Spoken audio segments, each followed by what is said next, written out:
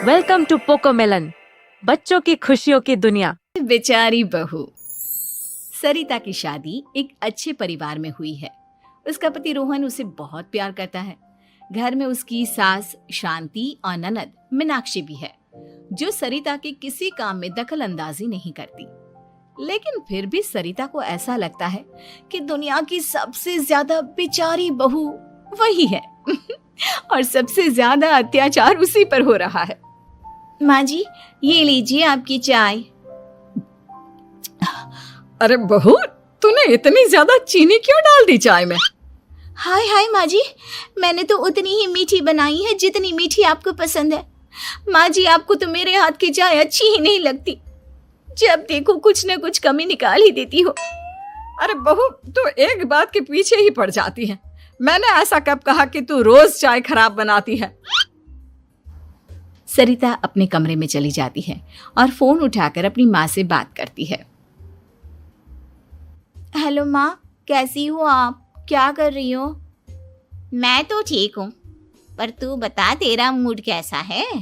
तेरी आवाज से लग रहा है कि कुछ तो हुआ है तेरे ससुराल में।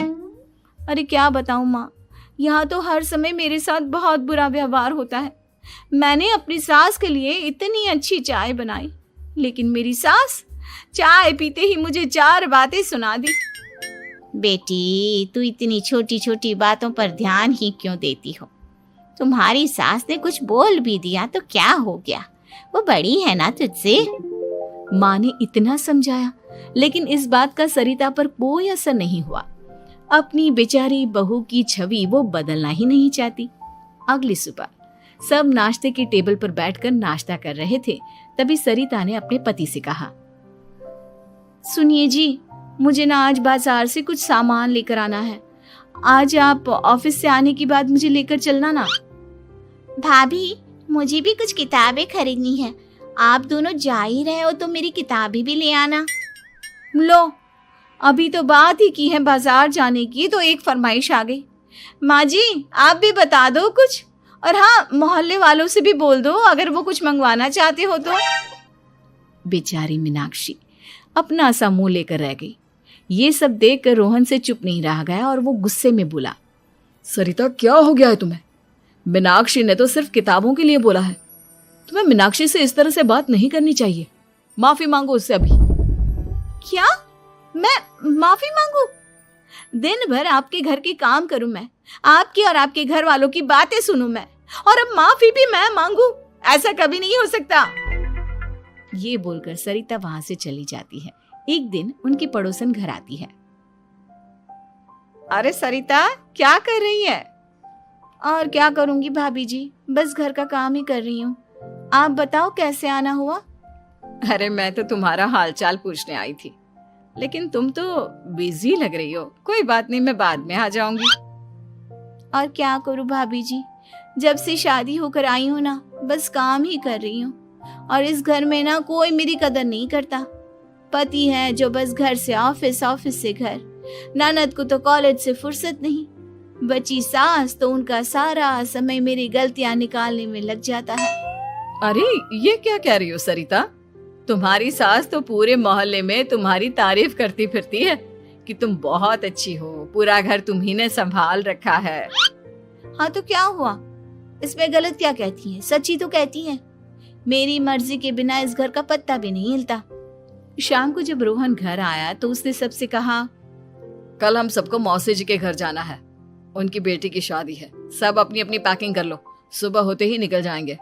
और सरिता, तुम कान खोलकर सुन लो, वहां जाकर किसी की बुराई भलाई शुरू मत कर देना, नहीं तो मुझसे बुरा कोई नहीं होगा।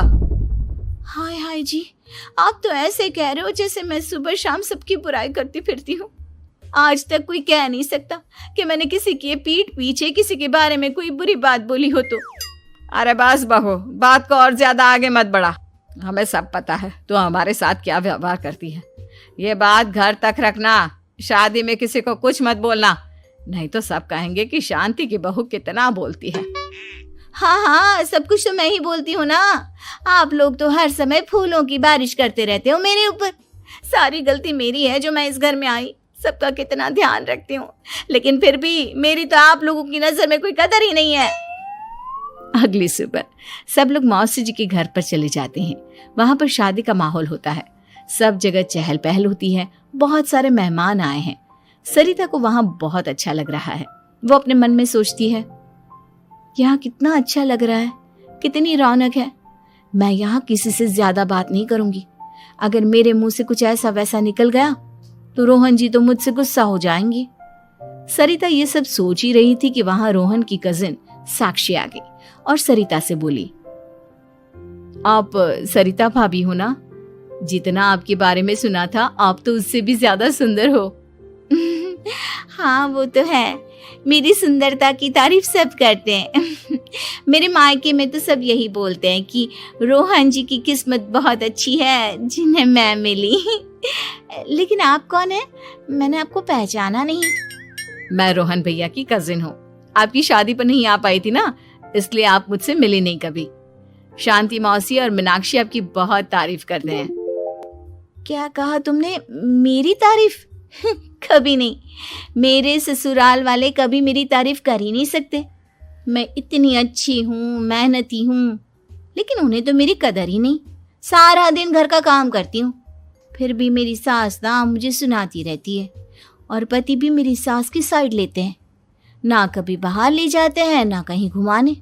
अगर घुमाने के लिए कभी बोल भी देना तो उनकी बहन बीच में आ जाती है।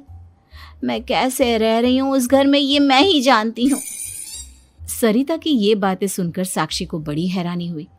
अब वो हर किसी के सामने अपनी बढ़ाई और ससुराल वालों की बुराई करने लगी। रोहन और शांति को सरिता पर बहुत गुस्सा आया, लेकिन वो चुप रहे। अगले दिन जब वो अपने घर पर आए, सरिता, तुमने क्यों सबके सामने मेरी इज्जत का तमाशा बनाया? तुमसे बोला था ना कि चुप रहना। अजी ऐसा भी क्या कह दिया मैंने जो इतना भड़क रहे हो? तुम जहां जाती हो अपना रोना शुरू कर देती हो, कभी किसी दूसरे की बात ही नहीं सुनती, बस अपनी कहती रहती हो। तुमने सबके सामने हमारा तमाशा बनाकर रख दिया है। हे भगवान, मुझे अपने पास बुला ले। जिस घर में मेरी कदर ही नहीं, उस घर में मेरा क्या काम? अरे क्या करूंगी मैं यहाँ रहकर? जो भी आता है मुझे सुनाकर चला जाता है। मैं तो किसी से कुछ नहीं कहती। सीधी सादी बहू मिल गई है ना सबको, तो जो जी में आए वो करो। सरिता ने अपने आगे किसी को कुछ बोलने ही नहीं दिया, और उस दिन भी उसने सबके सामने खुद को बेचारी बना ही दिया। अगले दिन मीनाक्षी कॉलेज के लिए लेट हो रही थी, इसलिए वो हर काम जल्दी जल्दी कर रही थी। अपना नाश्ता लेने किचन में गई और पतीले में रखे गरम दूध को गिलास में डालने लगी। दूध का पतीला उसके हाथ से छूट गया और गरम गरम दूध उसके हाथ पर गिर गया। ओए माँ, हाय मेरा हाथ, माँ मेरा हाथ जल गया। मीनाक्षी की आवाज सुनकर सरिता दौड़ती हुई आई। ये क्या किया तुमने? तुम्हें नाश्ता चाहिए था तो मुझसे बोल देती, मैं क्या मना कर देती? अब पता नहीं कितने दिन की मुसीबत पाल ली तुमने। सरिता मीनाक्षी को उसके कमरे में ले गई और उसका बहुत ख्याल रखा। उसका इस तरह से ख्याल रखना शांति और रोहन को थोड़ा अजीब लगा। माँ, सरिता के दिमाग का भी कुछ पता नहीं। कल शादी में सबको इतना कुछ बोल कर आई है हमारे बारे में, और अब मीनाक्षी की कितनी अच्छी देखभाल कर रही है। ये ऐसा क्यों करती है? बेटा, तेरी बीवी की ना आदत हो गई है सबके सामने खुद को बेचारी दिखाने की, और आदत इतनी जल्दी नहीं बदलती। जब ये बोलना शुरू करती है तो रुकने का नाम ही नहीं लेती, इसलिए इसे पता ही नहीं चलता कि ये किसके सामने क्या बोली जा रही है। लेकिन दिल की बहुत अच्छी है। हमें भी अपना दिल बड़ा करके ये जैसी है इसे स्वीकार करना चाहिए। बाय बाय बच्चों, मिलते हैं अगले वीडियो में।